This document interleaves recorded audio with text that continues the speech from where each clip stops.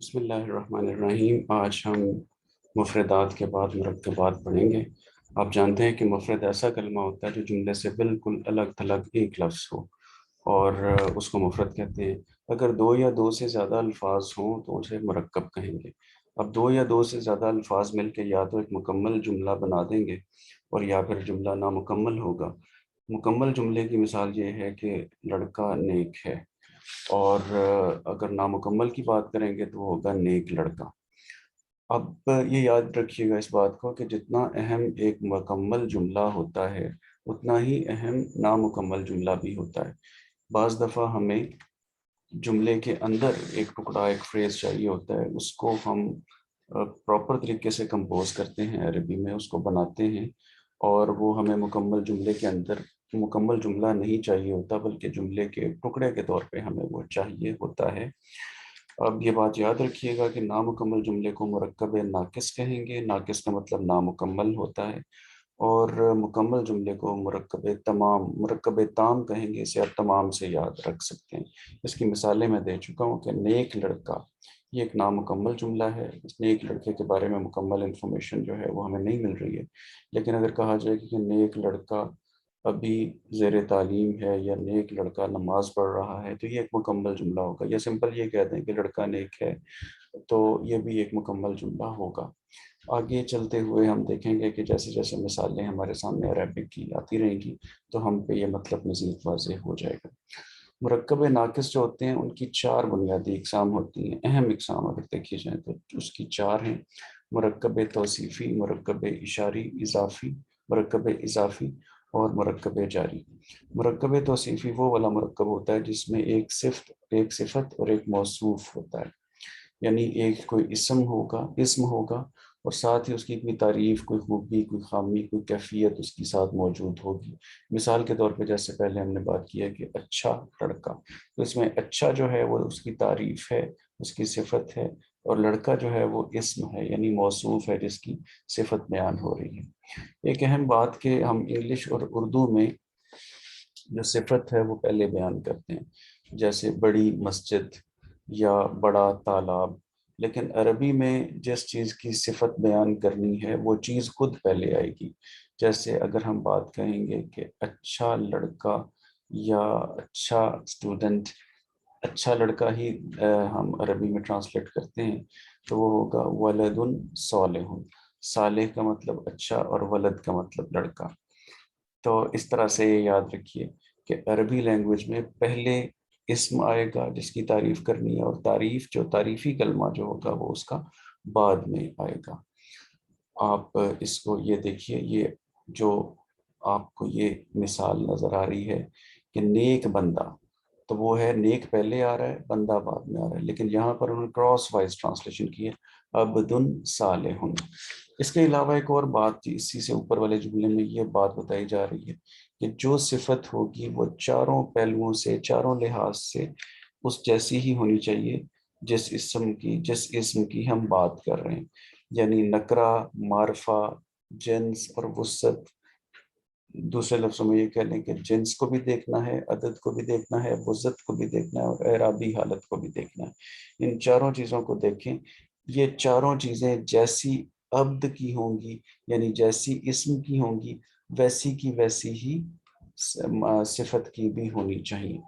مثال کے طور پہ یہاں آپ دیکھ رہے ہیں کہ عبد واحد ہے، مذکر ہے، نکرہ ہے، اور اس کی اعرابی حالت رفع ہے۔ تو اس کے ساتھ صالحن جو آیا ہے وہ بھی بالکل اسی طرح واحد ہے، نکرہ ہے، اور اعرابی حالت میں وہ حالت رفع میں ہے۔ اور چوتھی جو رہ گئی ہے، اس کی چوتھا پہلو جو ہے وہ بھی اس کے مطابق ہی ہے۔ اگر اب دیکھیں اس کو ہم نیچے آ جائیں، صرف ہم نے یہاں پر عبدن سے عبدن کیا ہے، یعنی اس کی اعرابی حالت میں تبدیلی کی ہے، تو صالحن کی بھی اعرابی حالت میں تبدیلی آ جائے گی۔ یہاں پر آپ دیکھیے عبدن سے العبدو کر دیا، یعنی نکرہ سے معرفہ بنایا، تو ساتھ جو اس کے چیز پڑی ہوئی ہے وہ بھی اسی لحاظ سے کنورٹ ہو جائے گی، وہ بھی الصالحو ہو جائے گی۔ اس طرف دیکھیے، یہ جو مثال آپ کے سامنے آ رہی ہے یہ عبدن ہے۔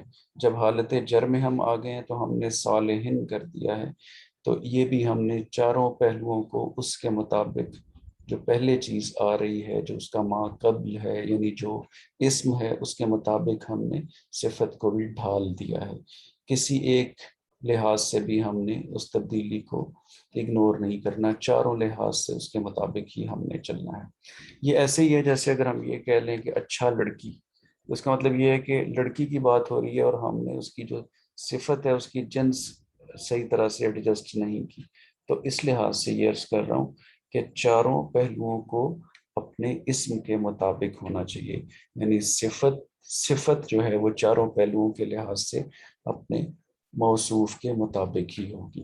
اس کی بہت ساری مثالیں یہاں پر دی ہوئی ہیں. ان تمام مثالوں کو آپ دیکھیں، غور کریں تو آپ کو یہ بات اسی طرح سے ملے گی اور اسی طرح سے ہی آپ کو سمجھ میں آئے گی. اس کے علاوہ ایک چیز اور دیکھیے، یہ بھی ساری مثالیں ویسی کی ویسی ہی ہیں، اس میں بھی کوئی اور چیز نئی چیز نہیں ہے. اسی رول کے تحت ہی آپ چلتے جائیں گے اور آپ کو چاہیے کہ تمام کی تمام مثالوں سے گزرتے ہوئے جائیں اور سمجھتے ہوئے جائیں. اس میں کوئی اور اضافی رول استعمال نہیں ہوا ہے. اگر اضافی رول کی بات کرتے ہیں تو وہ یہاں پر ایک اور چیز استعمال ہوئی ہے. اس میں دیکھیں، موصوف اگر اس میں جمع ہو، جسے کولیکٹیو ناؤن کہتے ہیں، تو صفت بھی جمع ہوگی. جیسے آپ دیکھتے ہیں قوم، قوم جو ہے وہ ایک واحد ہے، لیکن اس واحد کے اندر بہت سارے لوگ ہوتے ہیں. تو ایسے اسم کو اس میں جمع کہتے ہیں، ایسے اسم کو اس میں جمع کہتے ہیں.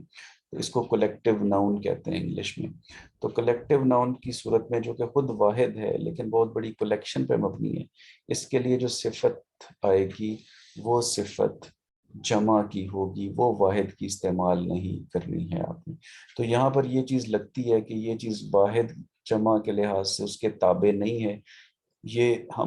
یہ چیز واحد تھی اور اس کے ساتھ جو صفت آ رہی ہے وہ جمع آ رہی ہے. تو اس کی ایک وجہ ہے کہ جو چیز واحد ہے وہ بیسیکلی واحد نہیں ہے، بلکہ بہت ساری چیزوں کو جمع کر کے کمپیکٹ کر کے پیک بنا دیا گیا ہے اور وہ کلیکٹیو ناؤن ہے، اس لیے یہاں پر جمع ہی آئے گا. تو قوم ظالمون، قوم ظالم نہیں آئے گا، قوم ظالمون آئے گا. اسی لحاظ سے آگے بھی انہوں نے بہت ساری چیزوں کو کنورٹ کیا ہے. جیسے یہاں پر اس نکرہ کو معرفہ میں جب کنورٹ کیا تو القوم الظالمون آ گیا، اسی طرح سے انہی رولز کے تحت. یہ ادھر ال لگا تو آگے ظالمون سے پہلے بھی ال لگ گیا. القوم الخاسرون بن گیا، یعنی اگر آپ کے پاس ال کے ساتھ آئے گا تو خاسرون بھی ال کے ساتھ آئے گا. اور یہاں پر آپ کو حالت نصب نظر آ رہی ہے تو القوم الظالمین. تو یہ بھی آپ رولز جانتے ہیں کہ ظالمون کیسے ظالمین بنتا ہے، کیونکہ حالت نصب جو ہوتی ہے وہ ظالمون سے ظالمین ہو جاتی ہے. یہاں پر چونکہ یہ حالت نصب میں القوم الظالمون ہوتا ہے تو القوم الظالمین ہوتا ہے. تو حالت رفع، حالت نصب، یہ آپ نے جب تسلی سے پڑھی ہے تو آپ اس بات کو اچھی طرح سے انڈرسٹینڈ بھی کرتے ہیں. اس کے علاوہ ایک اور بات جو کہ تقریباً آخری بات ہے اس سیکشن کی، وہ یہ ہے کہ اگر موصوف یعنی پہلا آنے والا اسم جس کی تعریف کرنی ہے وہ غیر عاقل ہو. غیر عاقل کیا ہوتا ہے جی؟ اگر وہ انسان، جن یا فرشتہ نہیں ہے تو وہ غیر عاقل مخلوق ہے. جتنی بھی اللہ تعالیٰ نے مخلوقات پیدا کی ہیں ان میں سے صرف 3 مخلوقات کو عاقل سمجھا جاتا ہے عربی گرامر کے لحاظ سے، باقی تمام چیزیں غیر عاقل ہوں گی. اور غیر عاقل ہوں اور ان کی جمع جمع مکسر ہو تو ایسے میں جو صفت آئے گی وہ واحد مؤنث استعمال کی جائے گی. یہ بات ذرا ذہن میں ہیمر ڈاؤن کرنا، بٹھانا تھوڑی سی مشکل ہے، لیکن یہ بار بار غور کرنے پر آپ اس بات کو انڈرسٹینڈ کر جائیں گے. تو جیسے آپ دیکھ لیں کتبن، کتاب جو ہے وہ ماشاءاللہ بہت عقل سکھاتی ہے، لیکن چونکہ انسان، جن اور فرشتے میں شامل نہیں ہے، ان کے علاوہ ہے، ان 3 چیزوں کے علاوہ ہے، لہٰذا یہ بھی غیر عاقل ہی ہوگی. اور کتاب کا جو جمع ہے وہ کتبن ہے، جو جمع مکسر ہے. تو یہ کیا ہوگا؟ جمع مکسر غیر عاقل.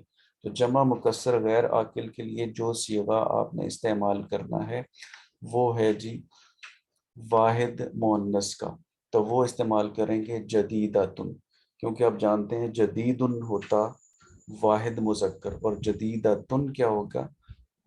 واحد مؤنث.